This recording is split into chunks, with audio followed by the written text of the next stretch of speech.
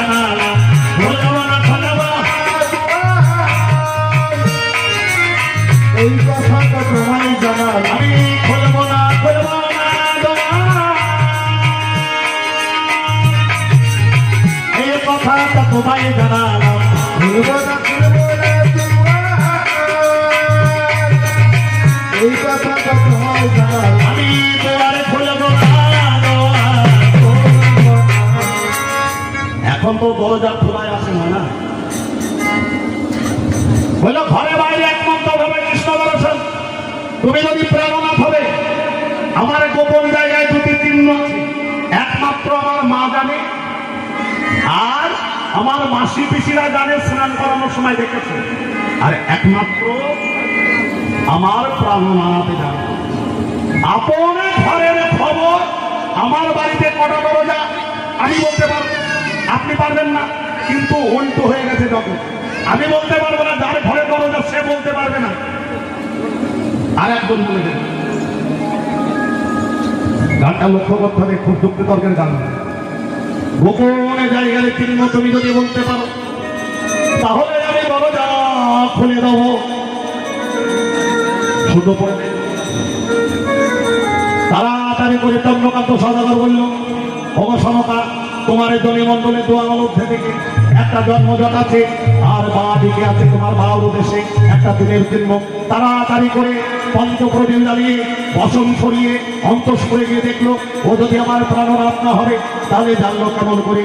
যেই দরজা খুলে দিল, আর চন্দ্রধর আচার খেয়ে পড়ে গেছে। একদিকে দাঁড়িয়ে নাই, একদিকে দাঁড়িয়ে আছে, মাথায় ভেড়া কাটি। সনকা সুন্দরী তাড়াতাড়ি করে প্রাণনাথকে জড়িয়ে ধরে বলছে, আমার এ কি হলো?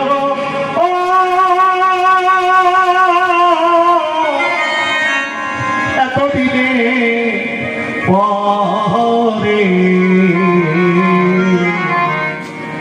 পরে ৭২,০০০ লোকজনের সাথে ও তুমি কোথায় হারালে?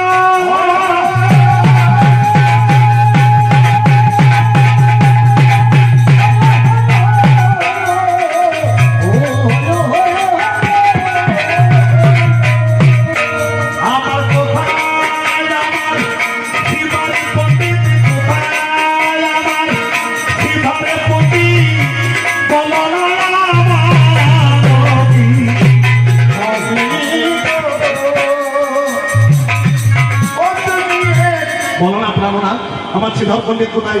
৭২,০০০ লোকজন কোথায়? বলে আর বলো না, ওই মনসার কুমারলে পড়ে সব হারিয়ে গেছে কালীদহের জলে।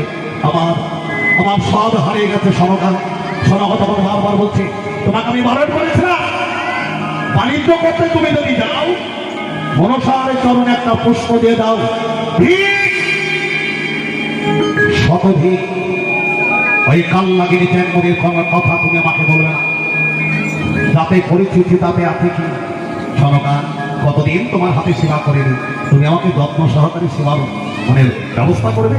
তাড়াতাড়ি করে সনকা রং ঘুম চাপালো। চন্দ্রকান্ত সওদাগর নতুন করে পরামানি কিনে ঘোর কার্য করে ভাগীরথীর জলে স্নান করিয়ে এই সেবা করে সনকার সঙ্গে কথোপকথনে এমন সময় লক্ষ্মীবারের ঘুম ভেঙে গেছে। লখাই এক পা দু পা করে এগিয়ে গিয়ে মাকে লক্ষ্য করলেন যে একটা পরপুরুষের সঙ্গে মা কথা বলছে। আবার মনে মনে চিন্তা করলেন যে আজ 12টা বছর হয়ে গেল আমার বাবা বাড়িতে নাই, আমার মাকে তো কোনোদিন পরপুরুষের সঙ্গে কথা বলতে দেখি। তাহলে এই ভদ্রলোকটাকে স্বপ্নে যাকে দর্শন করেছিলেন স্বপ্নের সঙ্গে মেলালেন, তাহলে এনেই কি আমার সেই বাবা? 6 ফুট লম্বা, বদনে বড় বড় দাড়ি, এনেই কি তাহলে আমার সেই পিতা চন্দ্রকান্ত সওদাগর, যার নাম শুনেছি?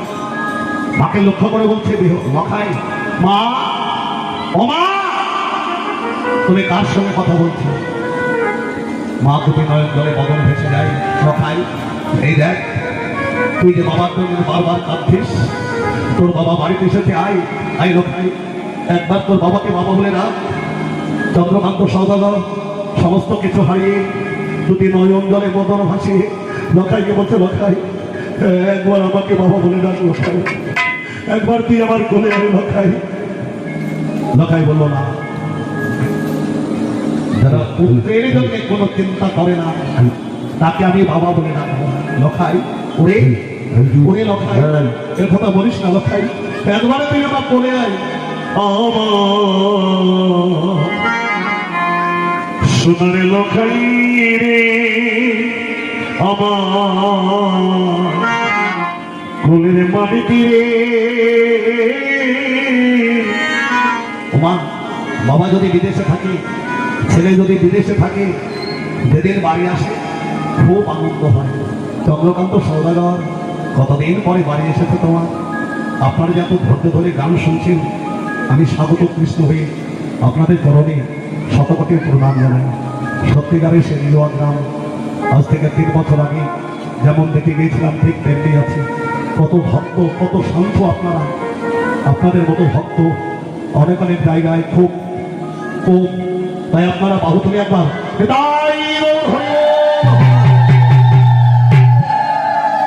বাবা বলে আয় আমার কোলে,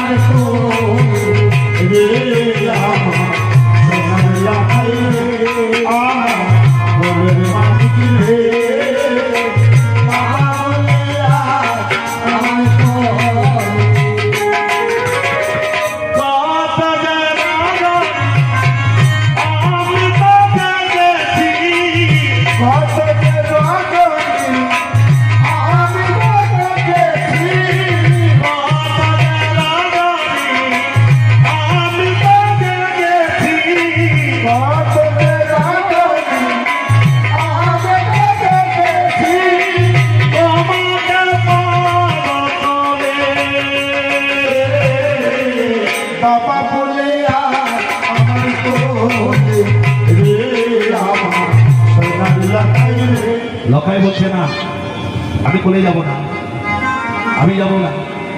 লখাই বাবা বলছে আই কোলে আই। তুমি চলে গেলে আমায় একা ফেলে, তুমি চলে গেলে আমায় একা ফেলে, সে কথা যে মনে পড়ে আমার সোনার লখাই। চন্দ্রকান্ত সওদাগর বলছে, আরে যাব না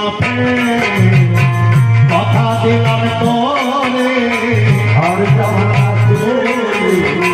কথা দিলাম তোরে, আমার কোলে আয় আমার কোলে।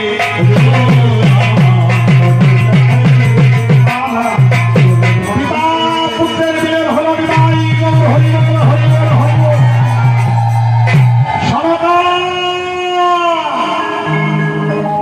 চোখের জল বছর নতুন করে আবার আমি আমার সোনার সংসার করব।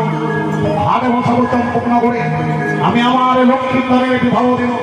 এই কথা যেই শুনেছে মা, সনকার মাথায় বজ্রঘাত। সনকা তাড়াতাড়ি করে প্রাণনাথে দুটি দল জড়িয়ে ধরে বলছে, আগে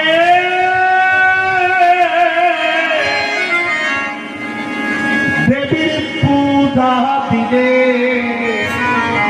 চন্দ্রধরের অভিনয় কঠিন অভিনয়। দেব ছেলের বিয়ে নতুবা বিয়ে দেব না দেব না।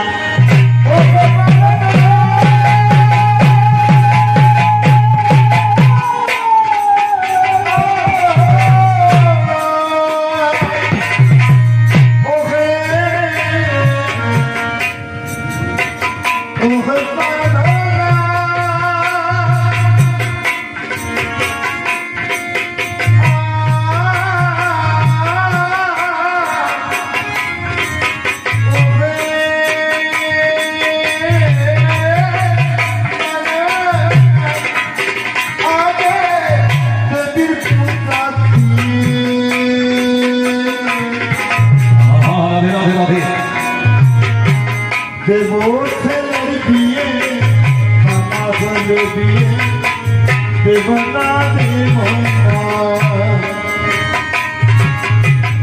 ওহে প্রাণনা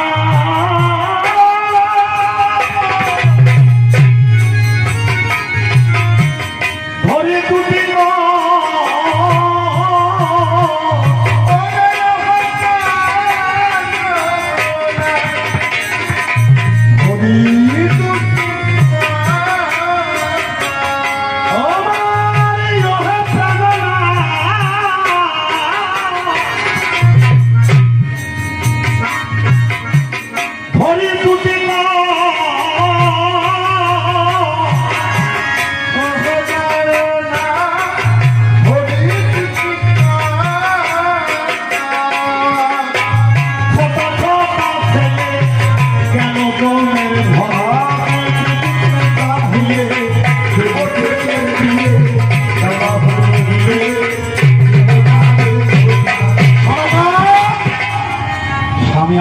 ধার্য।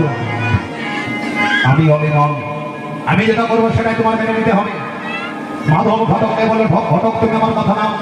সাঁওতালি পর্বতের সময় বছর ঘর বাঁধতে হবে। তার আগে একটা পতিব্রতা সতী মেয়ে সংবাদে দাও। পতিব্রতা সতী কাকে বলে? যে রমণী নিজের সত্তাকে বজায় রেখে স্বামীর সত্তাকে বজায় রাখতে পারে তাকে বলে পতিব্রতা সতী। খাই খাই বললেই তাকে সেবা দেওয়া যাবে না। মাঠে থেকে বাড়ি আসলে পা ভোগ, চোখে মুখে জল দাও, তালের পাতায় হাওয়া করি, তারপরে সেবা ঘোর হরি। যে যত তাড়াতাড়ি খাই খাই করবে সে তত তাড়াতাড়ি জমের বাড়ি যাবে। ঘটককে বললো, ঘটক মেয়েটা পতিব্রতা হওয়া যায়। ঘটক মাধব এসে রাজাকে ছাড়া জানিয়ে পরিপত্র নিয়ে আমি দেখতে চললো। অঘটক চলিল রে ওরে মেয়ে দেখিবারে ওই মনের মতো মেয়ে ঘট পাবে কোনখানে ঘট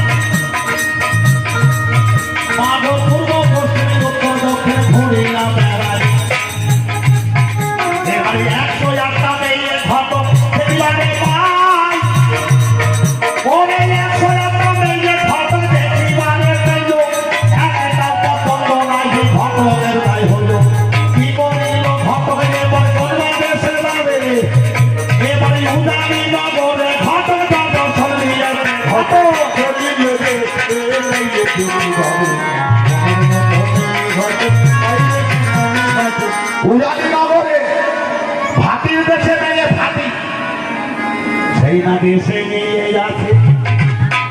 আমি আপনাদের জানাই ওরে দেহ আনামে মাগো পুরাণে মুক্তি সরে মেয়ে মানে ও মাদির ঘর মনে এবার ঘটে দিয়ে ওই মেয়েটার সম্পর্ক করেছে ঘট দেহলার বয়স 11 বছর 11 মাস 27 ওই 11 মাস 27 দিন বয়স হলে মায়েরা নদীর ঘাটে স্নান করে সেদিন থেকে মাসে মাসে মাসি আসে কি করিল ঘট হয়ে আমার এবার কম্পকে নাই এবার আলমারিতে দিয়ে মাগো বড় সদা যায় ঘট করিল রে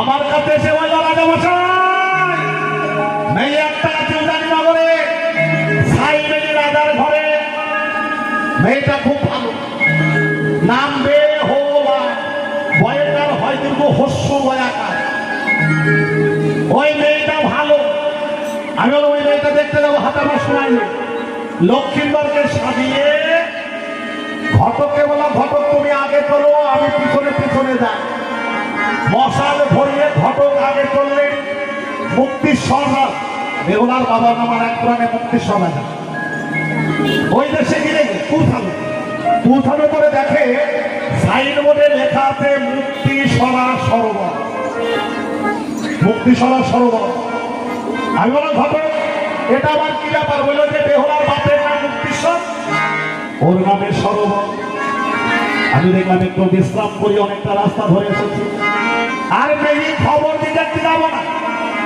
এখন তো মেয়ে পাওয়াই যাচ্ছে না বিয়ের কথা বললি পরে মারতে আসে আমাদের ছেলে বিড়িগুলোর বিয়ে হবে না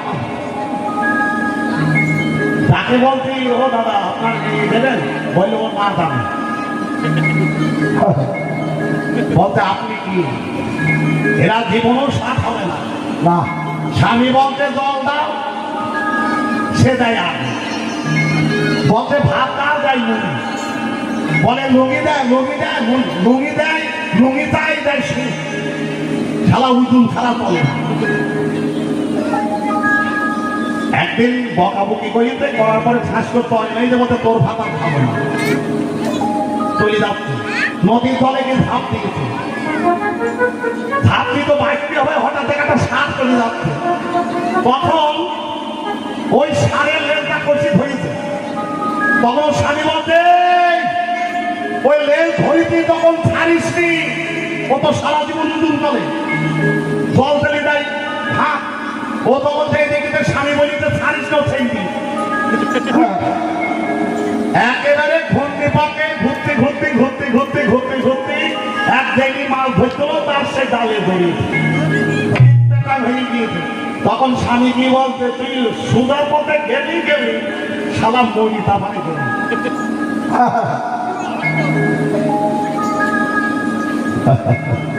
মানে কথা শুনলি মানে যখন মরি গেলি তখন ওমা ভালোবাসার মানুষ যদি ভালোবাসা দেখে যায় মরার আগ পর্যন্ত ভালো মনে থাকে আর আজকাল ভালোবাসা হইতে তোমার মুখটা ভালো চোখটা ভালো তাই তোমায় ভালোবাসি দুদিন পরে বিধা হয়ে গেছে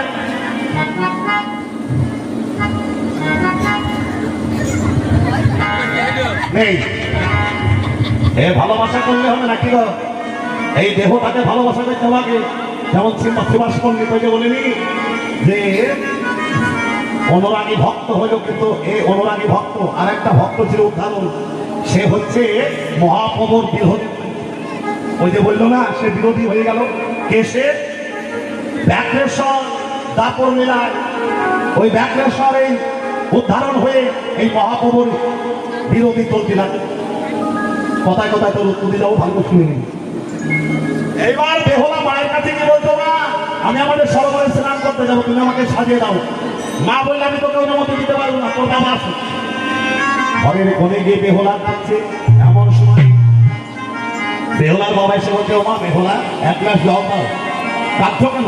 বলে দেখো না বাবা, আমি স্নান করতে যাবো, মা আমাকে অনুমতি দিল না। মেয়েদের মন বাবা মা বুঝতে পারে, ছেলের মন বুঝতে পারে। তখন তাড়াতাড়ি করে বলতে, শোনো, একা তুমি যাবে না, তোমার আছে পঞ্চসখী, রাধারানী ছিল অষ্টসখী, তুমি একা কিনে যাবে না, পঞ্চসখীকে সঙ্গে করে নেবে, হাতে নেবে তেলের বাটি, সরোবরে সাবান নিয়ে যাবে না, রাধে রাধে। সাবান নিয়ে গেলে পারে দেহের ক্ষতি হয়।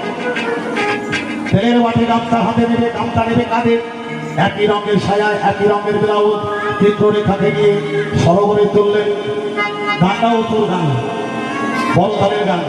তবে আমার ভোলা আসেনি বাজি, গানটা একটু ডিস্টার্ব হবে, দেখা যাক কত কি হয়। ওরে ও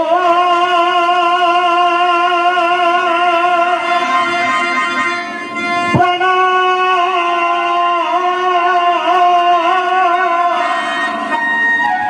সখী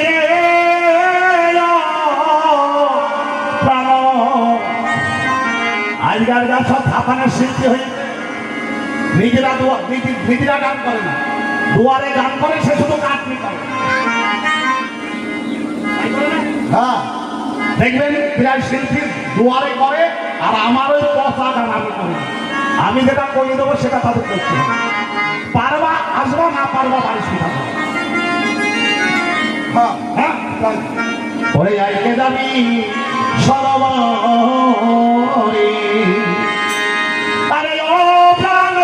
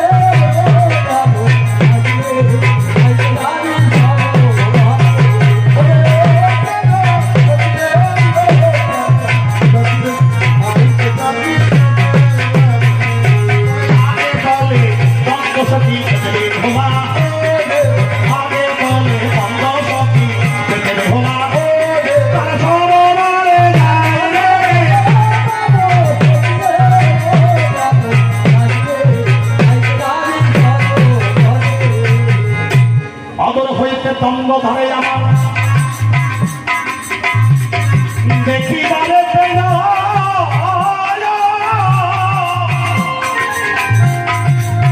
কতগুলো মেয়ে আছে নদীর ঘাটে, ভালো কোনটা হবে বেহুলার আমায় কিনবো কেমন করে। পুকুরের সেই এক মেয়ে রাস্তা ওখানে শুয়ে পড়ে, ওই কণ্ঠ সখী যারা ছিল মাগো ফিরিয়ে দিয়ে গেল।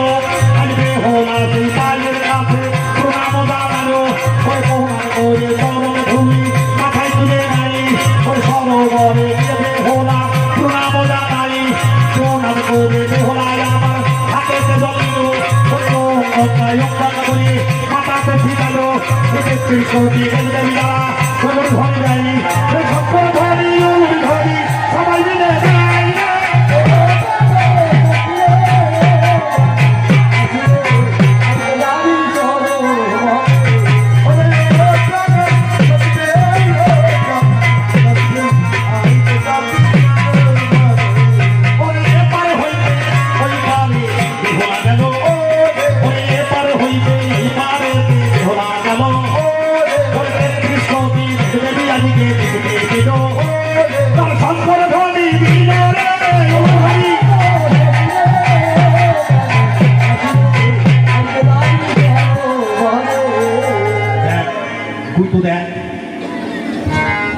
গান কাটতে সকালে বেলায় ধরা থেকে সন্ধ্যে বেলায় বাতি তোর গোয়ালে বসত করে লক্ষ্মী ভগবতী গোয়াল বাজাতে যাদের করে আমাদের সহকর্মী ভালো শিল্পী আপনাদের বাড়ির কাছে দৈলবাজার বাড়ি আপনার ছেলে আশীর্বাদ করবেন বড় শিল্পী কি হয়ে গেছে আমাদের তরফ থেকে আশীর্বাদ রইল এবার যন্ত্রমন্ত্র সৌদাগর মনে মনে চিন্তা করলে এই মেয়েটাকে আমাদের একটু দেখতে হবে ওই সরোবরের কিনারা থেকে লক্ষ্য করলেন আর নেতা বলতে মনসা সংসদ বড় সুযোগ চলে যায় চল ওই সরোবরে যায় বেহুলাকে অভিশাপ দিতে হবে মা মনসা বিধবার বেশ করে সরোবরে এক প্রান্ত থেকে দাঁড়ালেন বেহুলার পায়ের জল মায়ের গায়ে পড়ল মা সঙ্গে সঙ্গে রাগান্বিত হয়ে বেহুলাকে অভিশাপ দিল বেহুলা এত বড় রূপের স্পর্ধা এত অহংকার আমি তোকে অভিশাপ দিলাম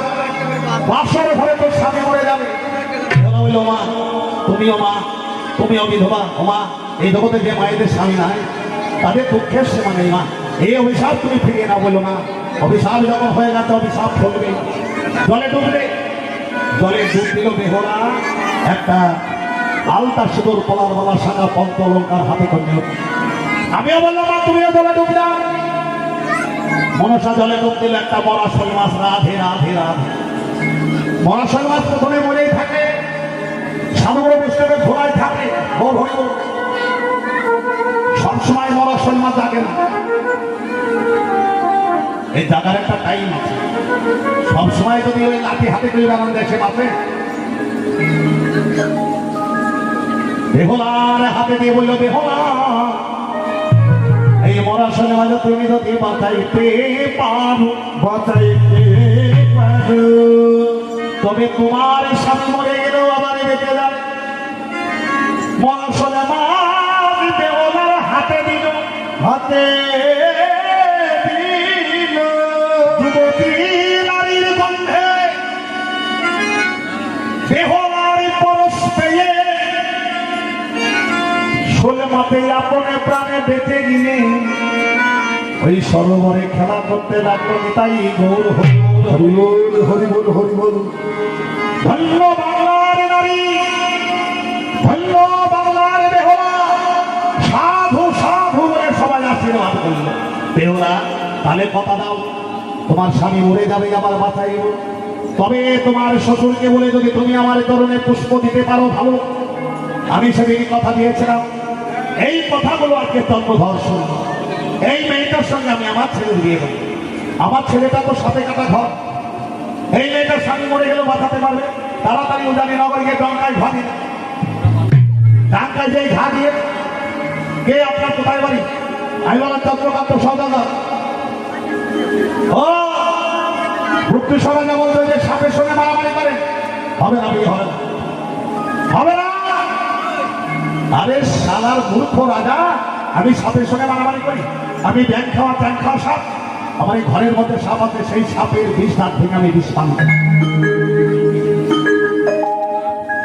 বলে যান চলে যান দেব না মেয়ে না কিন্তু কিছু করার নেই বেহুলার মা বলছে যে ও রাজামশাই দিতে পারি যদি আমার বেহুলার ওজনের সোনা দিতে পারো আমার সোনা দানায় আমি চলে যাচ্ছি মা মনসা বলছে বেহুলা তাড়াতাড়ি করে তুই বাড়ি যা ওই ডাক্তার ভালো স্বামী আর তোর শ্বশুর মশাই চলে যান বললো মা কি বলবো বলে সমস্ত কিছু হারিয়ে গেলেও গলার ওই মুক্তার হারাইনি ওইটাই এক পাল্লায় তুলে দিতে বলবি তুই এক পাল্লায় উঠবি ধরে মেরে কাটায় আমি ধরবো সমানে সমানে এইবার সতীরের মধ্যে সতীরের তাল চলে বাড়ির দিকে যাই ওরে জলে ভর নাগরী নাগরী নাগরী নাগরী তোমরা জলে দিয়ে